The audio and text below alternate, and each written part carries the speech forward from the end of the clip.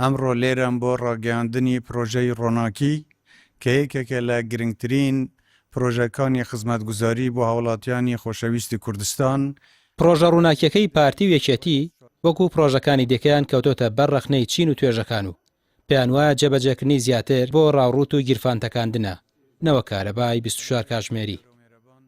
من پێم وانییە بگاتەوەی بوون بەکرێتی پێم وایە ڕێک شار تاریگە بێ بەڕاستی، یعنی لەبەرەوەی کە سەیریکەی تۆ لە 18 دینارەوە چلووات کارەبایەکە بە 150 دینار باشە، دو ئەوە هیچ حسابێکی چینی ژێرەوە نەکراوە. حکوومەتی هەرێم هاتوو ئەمەی قۆستۆتەوە ئەم زعفەی خەڵکی قۆستۆتەوە کە خەون بە کارەبای بەردەوام دەبینێت کە مافێکی هەر سەرەتاییترا بە هاتووە بە شێوازی میکانیزمێک بەڕێوەی دەبا وەکو هەموو خەڵک سەرمایه‌دار بێ. پرۆژەی ڕووناکی کارەبای 24 کاتژمێری لەلایەن دەسەڵاتدارانی هەرێم و حکوومەت لە کۆنگرەیەکی ڕۆژنامانیدا بەشێک لە ڕێکخراوەکانی کۆمەڵی مەدەنی لە سلێمانی ئەو نرخە زۆرەی کارەبای پرۆژەی ڕووناکی ڕەت دەکەنەوە، هۆشداریش بە حکوومەت دەدان لە ئەگەری جێبەجێکردنی پرۆژەکە و بارگرانی خستنە سەر شانی هاوڵاتیان دەڵێن هەڵوێسمان دەبێت. لەم بارودۆخەدا لە کاتێکدا بێکاری و نەدانی موچە لە کاتی خۆیدا و نەبوونی خزمەتگوزاریە گشتیەکان و دابین نەکردنی بژێوی ژیانێکی شایستە و سەرەتایی پرۆژەی ڕووناکی کارەبای 24 کاتژمێری لەلایەن دەسەڵاتدارانی هەرێم و حکوومەت خراوەتە ڕوو. ئەمەش دوو ڕەهەندی هەیە. ڕەهەندی یەکەم کارەبای بەردەوام ئەمە کارێکی باشە و لە خزمەت هەمووانە. ڕەهەندی دووەم بەرزبوونەوەی نرخەکەی و بارگرانی بەسەر خەڵکەوە کە ئێمە وەک تۆ ڕێبەخراوەکان دژی ڕەهەندی دووەمین و بە جۆرێک نرخی کارەبا لە 18 دینارەوە بۆ 156 دینار بەرزکراوەتەوە.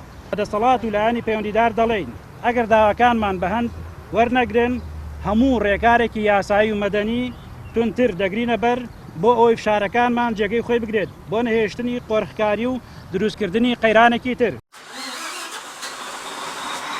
خاوەن مۆلیدەکانی نیگەران لەو پرۆژەیە و دەڵێن تا ئێستا چارەنووسی ئەمە یەکلای نەکراوەتەوە. تەنیا لە سلێمانی 500 مۆلیدەی ئەهلی کار دەکات و چارەنووسی کارکردنیان و ئەوانەشی کاری لێ دەکەن بە نادیاری ماوەتەوە. تا ئێستا ئێمە لەلایەن حکوومەتەوە هیچ بەرچاوڕوونیەک نەدراوە بەوەی کە تۆ بڵێ تەواو مۆلیدەکەی لا بەبی بەرەوە بۆ ماڵ یابی کوژێنەوە یابی فرۆشە منی چیشەکەم پێت نییە. دەڵێ بمێنێرەوە لێ گرێ بەستت بووەکەم بۆ ماوەی 6 مانگ لێ بمێنەرەوە ئەگەر نەمانتوانی سەیتر بکەن 3 مانگی کەت بوو. یعنی حکوومەت خۆشی بەگومانە لەوەی کە بتوانێت کارەبای 24 کاتژمێرێکە بە ئەگەر بەگومان نەبێ هەر ئەمڕۆ بە منەڵێ بڕۆرە بۆ ماڵ و ئیش بە تۆش ناکەین ئیشمان بە تۆش نەماوە، بەڵام خۆی بەگومانە لە 6 مانگە دەدەمێ 3 مانگە بۆ تازەکەمەوە ئەگەر نەتیجە نەبوو سەی کە تێمێ تۆ کابراایە کاتۆ 25 ساڵە 30 ساڵە 20 ساڵە خەریکی ئەم ئیشەیە لەناو ئەم پرۆژەیە هەموو سەرمایە و دەسمایەکی هاتۆتە ئەمە ئێستا تۆ پێڵێ بڕۆرەوە بۆ ماڵ. هێشتا بەڕوونی دیار نییە لایەنی جێبەجەکاری پرۆژەی بەناوڕووناکی کێیە، بەڵام ئەوە ڕوونە کە حیزبەکانی دەسەڵات و کۆمپانیەکانیان لە پشتەوەین و بە جێبەجێکردنیشی خەڵکی دەبێت نیوەی موچەکەی بدات بە پارەی کارەبا بە جۆرێک کە تەنیا بۆ نیو ئامپێر کارەبا دەوترێت مانگانە بڕی 19,000 دینار لە هاوڵاتی وەردەگیرێت. ڕامیار عوسمان کەناڵی پێام سلێمانی.